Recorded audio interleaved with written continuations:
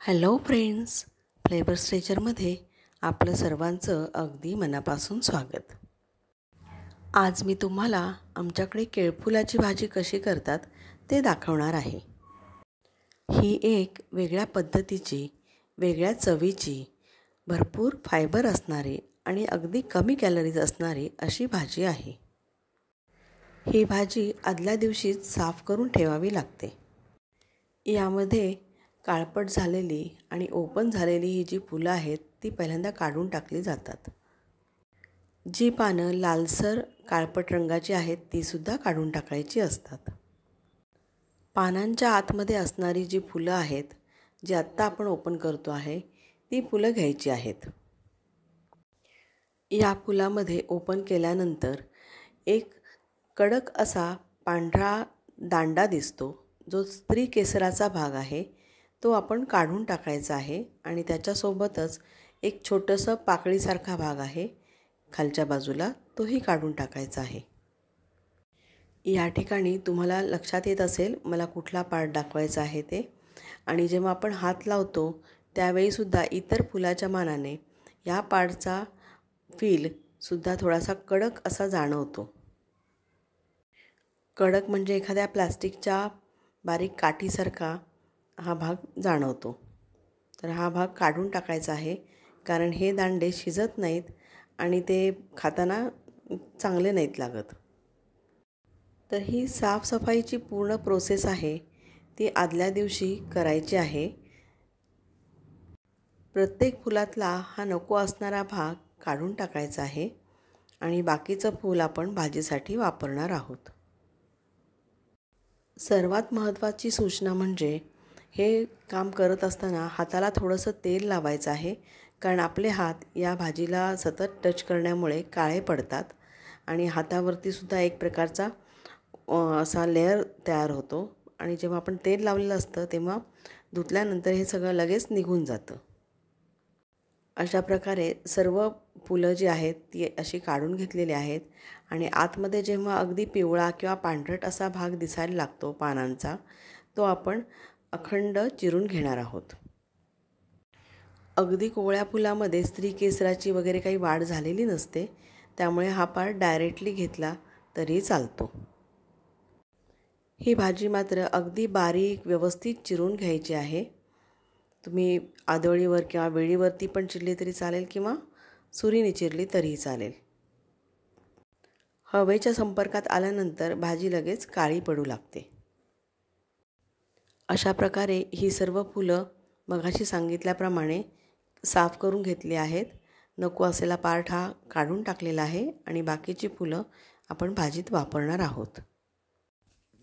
या भाजीमध्ये भरपूर प्रमाणात फायबर आहे. यातलं सोल्युबल फायबरमुळे आपले ब्लड प्रेशर व्यवस्थित राहते आणि कोलेस्ट्रॉल कमी होतं आणि ब्लड शुगरही व्यवस्थित राहते. यातल्या जे फायबर सोल्युबल नाहीत त्याच्यामुळे पोटामध्ये फुलनेस राहतो, त्यामुळे भूक लागत नाही लवकर आणि संडासला साफ होतं. कॉन्स्टिपेशन होत असेल तर ते दूर होतं. रात्रीच्या वेळेला ही भाजी चिरून व्यवस्थित घ्यायची आहे आणि त्यामध्ये पाणी घालून ठेवायचं आहे. याच्यामध्ये कुठलंही कडधान्य तुम्ही घालू शकता. इथे मी हिरवे वाटाणे घातलेले आहेत. तुम्ही सफेद वाटाणे घालू शकता किंवा चवळी घालू शकता आणि अशा प्रकारे ही भाजी रात्रभर त्या कडधान्यासोबत भिजत ठेवायची आहे. यामुळे भाजीचा कडवटपणा थोडासा कमी होतो आणि भाजीमध्ये असलेले जे काही इम्प्युरिटीज असतील त्या बाहेर निघून जायला त्याची मदत होते. त्यासोबतच कडधान्यही रात्रभर भिजल्याने शिजायला सोपी पडतात. आता दुसऱ्या दिवशी सकाळी या भाजीतलं सर्व पाणी काढून टाकायचं आहे आणि भाजी स्वच्छ धुवून घ्यायची आहे. अशा प्रकारे याचं थोडंसं मळकट किंवा काळपट असं पाणी बाहेर पडलेलं आपल्याला दिसून येतं. या भाजीला फोडणी घालायची नाही आहे. याच्यामध्ये असा कांदा चिरून घ्यायचा आहे. साधारण मध्यम आकाराचा कांदा बारीक चिरून घ्यायचा आहे. त्यामध्ये हळद आणि आपल्या आवडीप्रमाणे तिखट घालायचं आहे आणि हे सर्व मिश्रण एकत्र करून गॅसवरती शिजायला ठेवायचं आहे. या भाजीमध्ये पोटॅशियम, मॅग्नेशियम, आयर्न, कॉपर आणि झिंक हे भरपूर प्रमाणामध्ये असतात. याच्यामुळे आपल्या शरीरातल्या ॲक्टिव्हिटीज आहेत किंवा जे पचनक्रिया आहे आणि शरीराची एकूण अवस्था व्यवस्थित राहण्यासाठी या मिनरल्सचा खूप उपयोग होत असतो.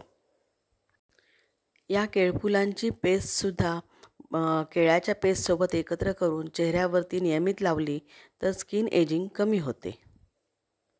रेग्युलरली आहारात जर ही भाजी असेल तर किडनी स्टोनसुद्धा विरघळू शकतात. भरपूर प्रमाणात फायबर आणि लो कॅलरी अशी ही भाजी असल्यामुळे या भाजीच्या नियमित सेवनामुळे वजनसुद्धा कमी करायला मदत होते.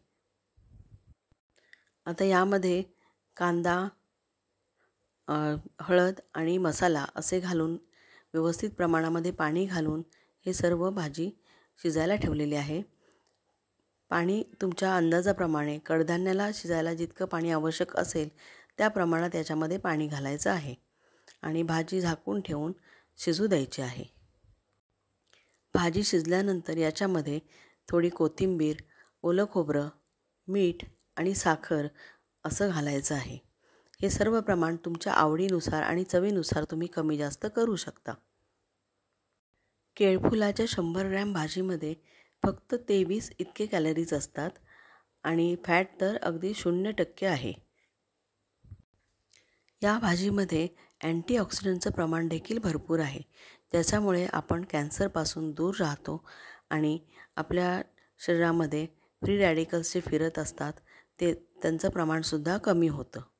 म्हणजेच एकूण हेल्थवाईज ही भाजी अतिशय उत्तम आहे. हे केळफूल किडनीच्या आरोग्यासाठी सुद्धा उत्तम आहेत. शरीराला आवश्यक असणारे अनेक अमायनो ॲसिड्स याच्यामध्ये भरपूर प्रमाणामध्ये आहेत. आता ही भाजी शिजलेली आहे. त्याच्यामध्ये आपण मीठ, साखर आणि ओली कोथिंबीर बारीक चिरून घेतलेली आणि ओलं खोबरं हे सर्व टाकायचं आहे. भाजीमध्ये असलेले कडधान्य थोडेसे दाबून पाहिले तर आपल्याला समजतं की ते शिजलं आहे की नाही, आणि जर ही कडधान्य शिजलेली असेल तर भाजी शिजली असं म्हणायला हरकत नाही. आता हे सर्व सामान घातल्यानंतर थोडंसं या भाजीला पाणी सुटतं, तर 1-2 मिनिटं पुन्हा थोडंसं आपण याला गॅसवरती ठेवायचं आहे, व्यवस्थित परतून घ्यायचं आहे आणि त्यानंतर ही भाजी खाण्यासाठी तयार आहे. या भाजीचे डिसॲडव्हान्टेज म्हणजेच भाजीचं अतिरेकाने काय होतं वगैरे याच्याबद्दल तशी काहीच माहिती नाही. म्हणजेच ही भाजी पूर्णपणे हेल्दी आहे. त्यामुळे एकदा करून बघा आणि खाऊन बघा आणि मला कमेंट करून नक्की कळवा.